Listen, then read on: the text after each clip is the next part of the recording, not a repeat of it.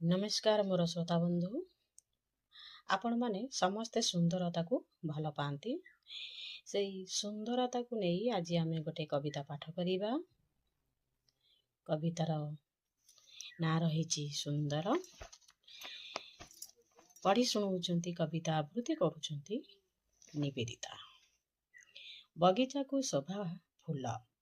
बगीचा को शोभा फूल देउळे सुंदर देवता थिले लो पोखरी रे कई फूल पोखरी रे खेले हंस मने बोई दिए खुशी भरी दिए उठे भरी दिए हस पोखरी रे खेले हंस मन मोहि निए खुशी भरी दिए उठे भरी जाए हस समाज को शोभा संस्कारी मनीष चरित्र नथिब दाग सारा गाँटा को एक करुथिब पक्षपातिता नथिब अंधार को शोभा दीप अंधार को शोभा दीप निजे जली जली पाउंस हुई दुनिया को करी आलोकित गाँ को सुंदर कूଅ कूଅ जल परी निर्मल होइले भांगिबनी घर रुआ गाँ को सुंदर शगड़ कालिया कसरा दांडे चली गले गाँ लोकंकर भिड़ दांड को सुंदर चुली साग खरड़े आई माँ बसी नातुणी जालई चुली प्रकृति सुंदर शीत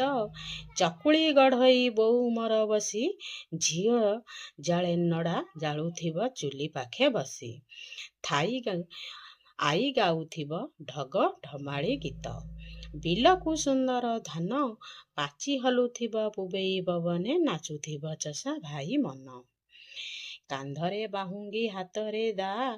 जाए चषा भाई धाई घरणी तार भात बाढ़ी दिए बड़ी चूरा दिए नहीं दिन जाई पुणी संध्या को फेरई धान भार कांधे नहीं कांध गामुछारे मेचाए आणती कंटेई कोड़ी पुरेई गछ को सुंदर बेल फल परी आमे मधुर होइले सभिए पाइबे भल गाँ को सुंदर माटी घर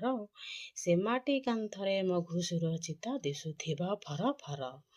पड़ीथिब लक्ष्मी पाद माँ पद्मलया पद्म फूलरे सरधे धोइबे पाद। कविताटी जदि आपण मानकु निश्चिंत भल लागिथिबो ताहाले आपण माने मते उत्साहित करिबा पई गोटे लाइक सब्सक्राइब कमेंट शेयर निश्चिंत करिवे ଏବଂ कौन कले आउ कि प्रकार